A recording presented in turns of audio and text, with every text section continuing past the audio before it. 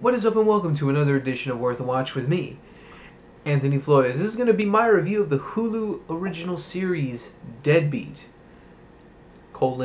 Season 1.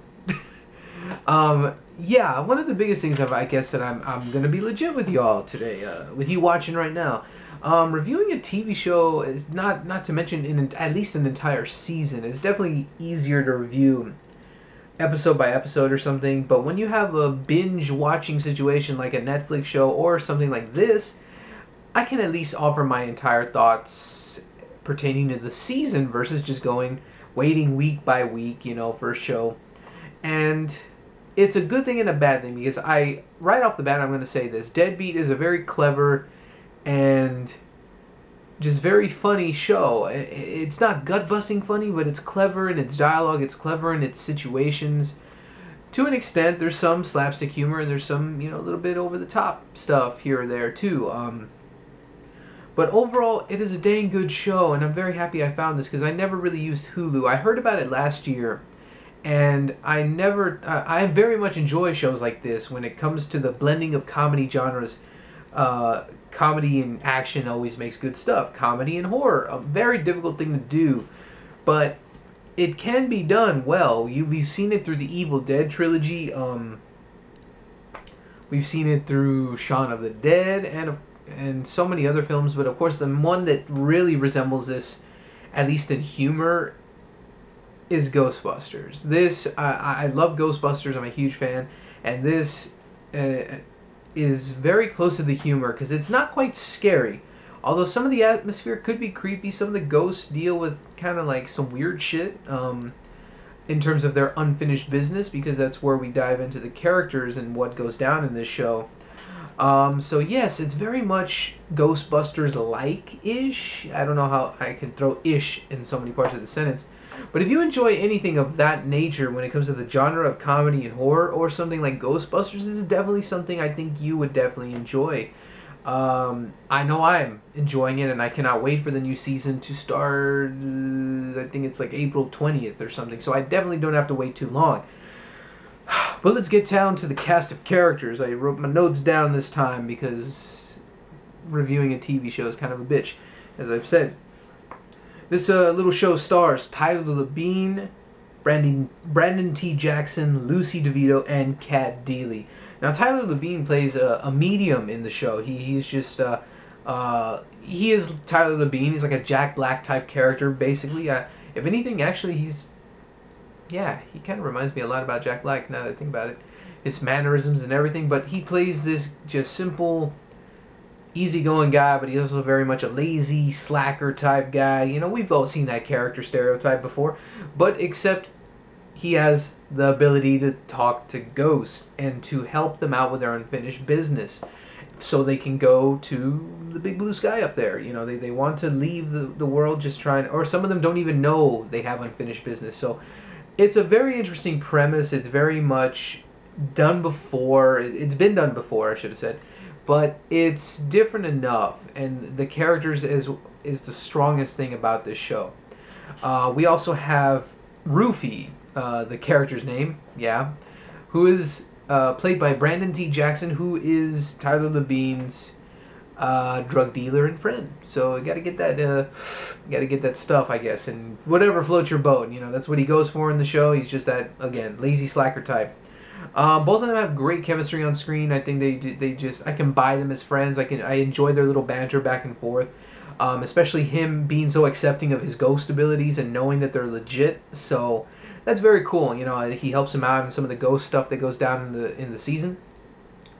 I believe the nickname for Tyler Labine's character was called Pack. I forgot it's a weird play on his last name, but anyways. But there is not only one medium, there are two. And that is that lovely pain-in-the-ass lady is played by Cat Deeley, and her name is Chamomile White.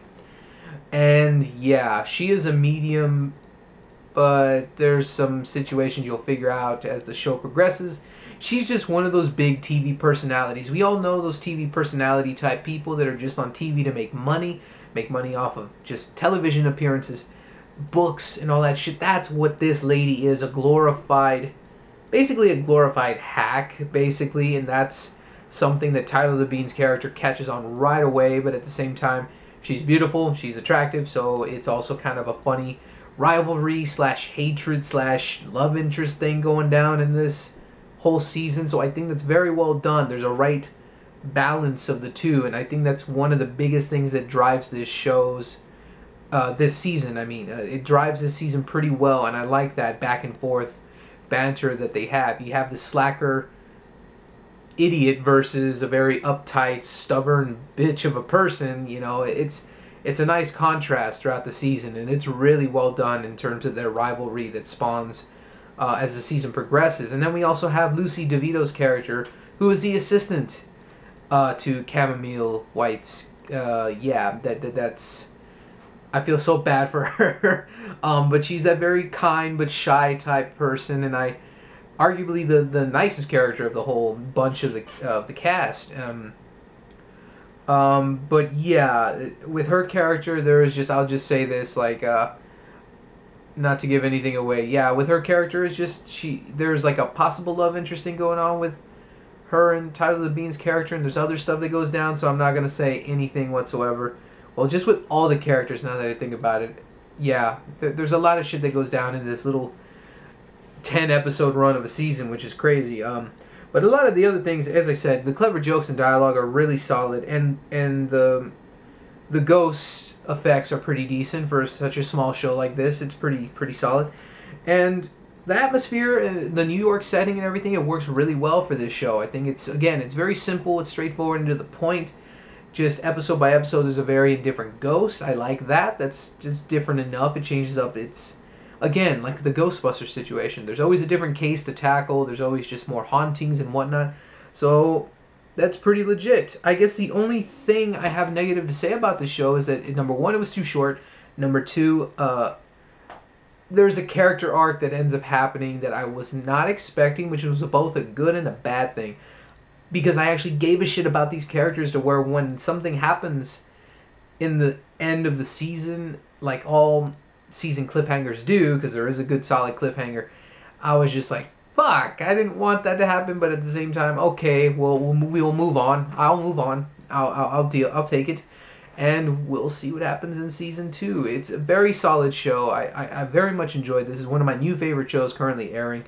So if you have Hulu, I highly recommend it if you enjoy Ghostbusters and all other types of horror comedy type stuff.